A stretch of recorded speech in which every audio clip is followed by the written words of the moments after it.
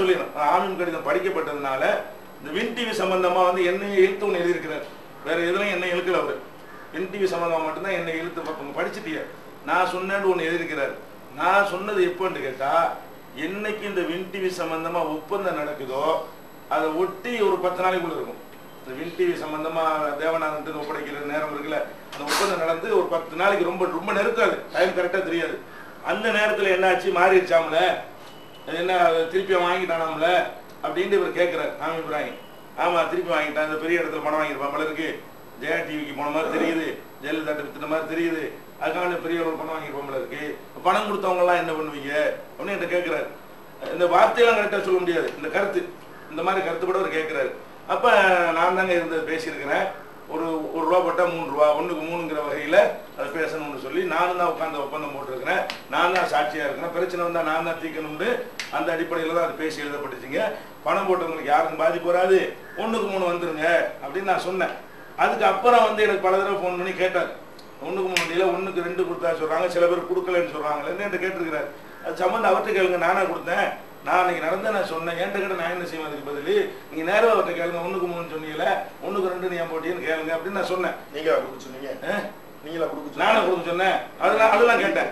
நான் உனக்கு ரூபா கொடுக்க சொன்னேன்னா, நான் இது வந்து கொடுங்க ஏதாவது ரெக்கமெண்ட் கடிதம் கொடுத்து விட்டேன்னா, நீங்களா ஒரு தன்னார்வத்தில் கொடுத்துட்டு என்கிட்ட வந்து கேட்டால் நான் என்னங்க பண்ணுவேன்? எதுல ஒப்பந்தத்துல நான் கையெழுத்து போட்டுக்கிறேன். ஒப்பந்தத்துல பிரச்சனை வந்தா நீங்க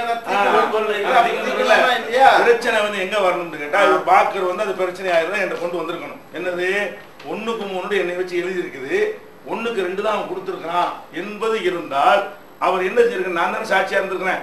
என்கிட்ட கொண்டு வந்து நீ தானே தேவனா வச்சு பேசின, உன்னை தானே சாட்சியா வச்சான், 3 வாங்கித்தான்னு சொன்னா நானும் உட்கார்ந்து பேசியிருந்தா அப்படி நடந்திருந்தா நான் சொல்லுவேன் மக்களுக்கு. ஒப்பந்தத்துக்கு நான் இருந்தேனே தவிர 3க்கு கொடுக்கலாம் 2 தான் கொடுத்தாண்டு இவர் ஆன்சர் பண்ணும்போது அது எனக்கு தெரியாது. என்னை வச்சு பேசணும்ல, 3க்கு சொன்னேன் இல்ல விசாரணை கம்ப்ளைண்ட் நீங்க தரல. ஆமா தேவனான விசாரிங்க, பிரச்சனை தீர்க்கத்தானே என் பேர் போட்டிருக்கேன். ஒப்பந்தத்தில் என்ன போட்டிருக்கேன்னா, அடுத்த நாள் விவகாரம் எதுவும் வந்துச்சுன்னா என் தலைமையெல்லாம் தீர்த்து கொள்ளணும்னு 2 பேரும் எழுதினீங்க. அந்த எழுதி வந்து நான் தானே பேப்பர் வச்சிருந்தேன், நானே கொடுத்துட்டேன். பேப்பரை காப்பாற்ற மாட்டேன்.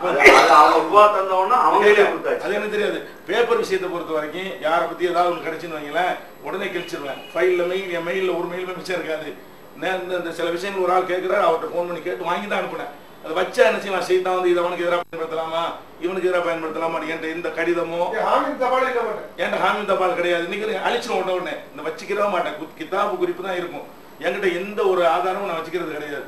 அந்த அடிப்படையில் அதெல்லாம் வந்து கையில் வச்சுக்கிறவானா, 3க்கு 3 இருக்குது, இதை வச்சுக்கிட்டு தான் செய்தான் எனக்கு ஏதாவது இருக்கு தானே பண்ணி, நான் மனுஷன் தானே அந்த பார்க்குறப்ப உங்களை வச்சு உட்காந்து நீங்க உள்ள தந்துட்டேன்.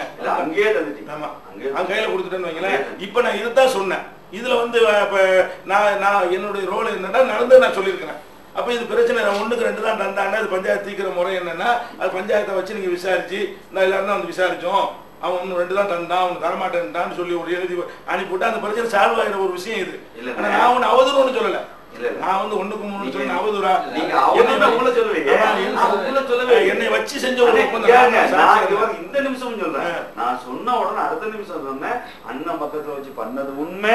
இது அடுத்த நாள் வெரி நெக்ஸ்ட் 2 டேஸ்ல ஃபுல்லா அமௌண்ட் எல்லாத்தையும் கம்ப்ளீட்டா நம்மளோட இன்வெஸ்ட்மெண்ட்ஸ் எல்லாத்தையும் எடுத்து கம்ப்ளீட்டா இது பண்றப்ப என்ன ப்ராப்ளம் ஆகுதுன்னா, கிட்டத்தட்ட அவன் என்ன சொல்றான், என்னால முடியாது அப்படின்னு நிக்கிறான்.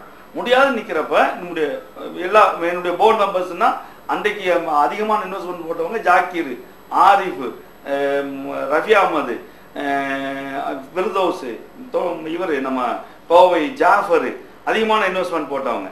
ஏன் சர்க்கிளில் ஒரு 6-7 பேர். இவர்கள் எல்லாமே வந்து உடனடியாக கூட்டி இவன் இந்த நிலைமைக்கு வர்றான், என்ன செய்யலாங்கிறப்ப முதல்ல தரட்டும் பாவா, நீங்க வாங்கிக்கிறீங்க, நீங்க இதுல கூட பிரச்சனை பண்ணிடாதீங்க அப்படிங்கிறப்ப அவன் தெளிவாக மிக தெளிவாக 4.5 அதாவது 4.5 கோடி ரூபாய் மொத்தம் வந்து 2,18 லட்சம் ரூபாய் வந்து இன்வெஸ்ட்மெண்ட்.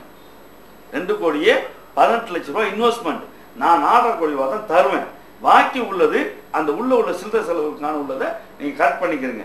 இது அத்தனைக்கும் இன்றைக்கும் போர்டில் உள்ள அத்தனை பேரும் சாட்சியாளராக இருக்கிறாங்க.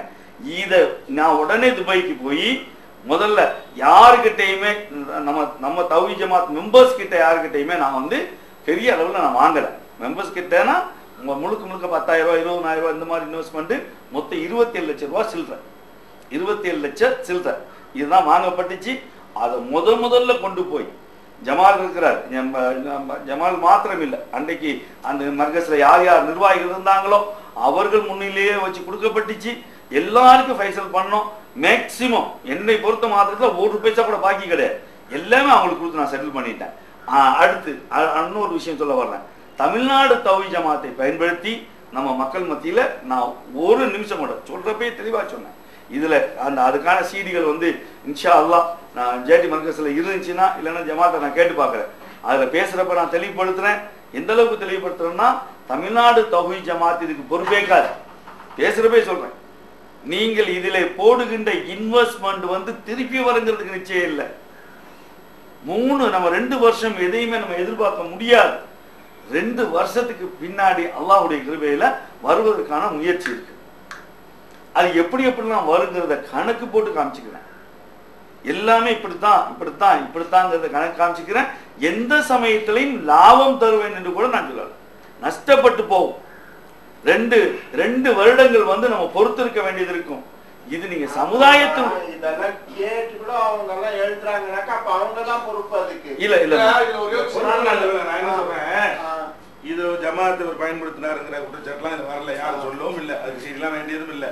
நம்மளே கடிதமா கொடுக்கல, நீங்களே அழகா சொல்லிட்டீங்க. ஜமாத்து கிடையாது, அது இல்ல பிரச்சனை. நான் என்ன சொல்றேன், 10,000 ரூபாய் நமக்கு வர வேண்டி இருந்தா கூட ஒருத்தருக்கு சித்தி கணக்கு 10,000 ரூபாய் தர வேண்டி இருந்தா அதை வந்து வாங்காம கிளைம் பண்ணாம நம்ம விடுவோமா? 2.5 கோடி ரூபாய் ஒருத்தன் வந்து தருவதை வந்து இது பண்றாங்க போது அந்த கொஞ்சம் ரூபாய் தட்டா ரொம்ப ரூபாய் தட்டா அது பிரச்சனை இல்லை. உங்களுக்கு சொந்தக்காரங்க உங்களை பொறுத்துட்டு போட்டு போகாம இருக்கட்டும். அப்ப நஷ்டம் வந்தாலும் பரவாயில்லைன்னு நம்பி தந்தானே அவனுக்குரிய ஒரு ஹக்கை மீட்டு கொடுப்பதற்கு நீங்க என்ன முயற்சி என்னை வச்சியா பண்ணல? நான் தானே சாட்சி. ஒரு நிமிஷம் என் மூலம் தீர்த்து கொள்ளணுங்கிறத நீங்க தீர்த்து இல்ல. ஒரு நிமிஷம் இங்க பாருங்க, 2 கோடி ரூபாய் அவனுக்கு கிடைச்சிருக்குமா இல்லையா? இல்ல அது எல்லாருக்கும் பிரிச்சு இல்ல. அதுல வந்து அப்ஜெக்ஷன் என்னை பொறுத்த மாத்திரத்துல இன்வெஸ்ட்மெண்டர்ஸ்ல வந்து அப்ஜெக்ஷன் நம்ம யாருக்கிட்டையும் சொல்லல. உங்ககிட்ட நம்ம பண்ணதை வெளியில நம்ம யாருக்கிட்டயுமே பகிரங்கப்படுத்தல. நீங்க சொன்ன ஒரே ஆளு ஆமீன் இப்ராஹிம் கூட இல்ல, நீங்க சொன்னது ஜமால் கிட்ட சொன்னீங்க. ஆமீன்ல சொன்னது எனக்கு ஞாபகம் இல்ல. நீங்க என்கிட்ட சொன்னீங்க, ஜமால் கிட்ட சொல்லிருக்கோம். ஆமீனிங்க ஜமால் கிட்ட உடனடியாக போன் போட்டு உடனடியாக போன போட்டு இதுதான் நிகழ்வு, இப்ப தர முடியாத சூழ்நிலைங்கிறான். முதல்ல தந்த ரூபாயும் வெறும் 1.25 ரூபாய் என்னமோ முதல்ல தரலாம். எந்த ரூபாயும் நான் வாங்கல, என் கையில எதுவுமே வரல. யார் யார் மெயின் இன்வெஸ்டர்ஸ் அவங்க கையில போகுது. அதே மாதிரி துபாய்க்கு கொடுக்க வேண்டிய அமௌண்ட் ரஃபி கையில போகுது. ரஃபி கையில இருந்து தான் ஜமால் வாங்கி கொடுக்குறாரு. வெறும் 1.25 ரூபாய் என்னமோ முதல்ல தரலாம். எந்த ரூபாயும் நான் வாங்கல, என் கையில எதுவுமே வரல. யார் யார் மெயின் இன்வெஸ்டர்ஸ் அவங்க கையில போகுது. அதே மாதிரி துபாய்க்கு கொடுக்க வேண்டிய அமௌண்ட் ரஃபி கையில போகுது. ரஃபி கையில இருந்து தான் ஜமால் வாங்கி கொடுக்குறாரு. ஒரு பெரிய மக்களுக்கு சேர வேண்டிய ஒரு பெரிய தொகையை 2 கோடி ரூபாய் சாதாரணமா அவன் முடியாது சொன்னா அவனை ஏதாவது பண்ண முடியாதுமா. அந்த நேரத்துல என்ன நிலைமை இருக்குன்னா, இருக்கிற நம்மளுடைய முதல் வராத அக்ரிமெண்ட் போடுற மட்டும் என்ன எழுதியா மொத்தம் 2 நான் எழுத்து போனேன் இல்ல பிரச்சனை வந்து தீர்க்கிறதுக்கு மட்டும் நானே சொல்லுவேன் பதில் இல்ல. உண்மை நீங்க ஆனா இல்ல உண்மையிலேயே வந்து அது அடுத்த இல்ல உங்கள்கிட்ட நான் மறுபடியும் நான் சொல்றேன். அதை ஒண்ணுதாங்கிறத சொல்லிட்டேன். அதாவது பிரச்சனை என்பதுல வந்து பிரச்சனை மத்தவங்க வந்தா தானே. இப்ப எல்லாருடைய மனநிலை என்ன இருக்குது, ரூபாய் மீட்டா போதும், ரூபாய் வந்து மீட்டா போதும். அந்த சூழல் எல்லாரும் தள்ளப்பட்டாங்க. இன்னொரு செஞ்சிருக்காங்க. அதாவது வந்து துபாய் நாடு இருந்த அப்புறம் கேட்டு தலைவராங்க. அதாவது தௌஹீத் ஜமாத் பொறுப்புலேன்னு சொல்றாங்கல்ல, அது சொல்லிக்கலாம். ஆனா நடந்தது எங்க? தௌஹீத் ஜமாத் பில்டிங்ல மர்கஸ்ல தேவநாதன் தனிப்பட்ட நபர் வந்து இடம் கொடுக்க மாட்டாங்க. எந்த ஏவன் தான் கொடுக்க மாட்டான். அது ஒண்ணு. எந்த அவசியம் வந்து நஷ்டம்ல லாபம்ங்கிற அடிப்படையில் நாங்க இன்வெஸ்ட் பண்ணாங்க எல்லாருமே. நஷ்டம் எப்படி நஷ்டத்துக்கு வருது?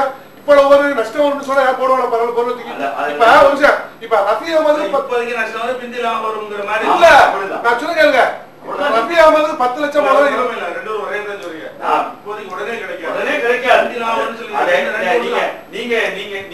நீங்க சவுல் பாய் நீங்க அந்த எதுலயுமே கலந்துக்கல. நீங்க எதுலயுமே கலந்துக்கல. கலந்துக்கிறாம தான் நீங்க ரூபாய் கொடுத்து விட்டீங்க, செக்கை கொடுத்து விட்டீங்க. நீங்க எதுலையும் கலந்துக்கல, அங்க நடந்த எதுவுமே உங்களுக்கு தெரியாது. இல்ல எதுவுமே தௌஹீத் ஜமாத்துக்கு சம்பந்தம் இருக்குங்கிற மாதிரி சொல்ல வர்றேன். இல்ல தௌஹீத் ஜமாத்தினுடைய ஆபீஸ்ல நடந்துச்சு, அதை நம்ம மறக்க முடியாது, அதை நம்ம மறக்க கூடாது. என்னை பத்தி உள்ள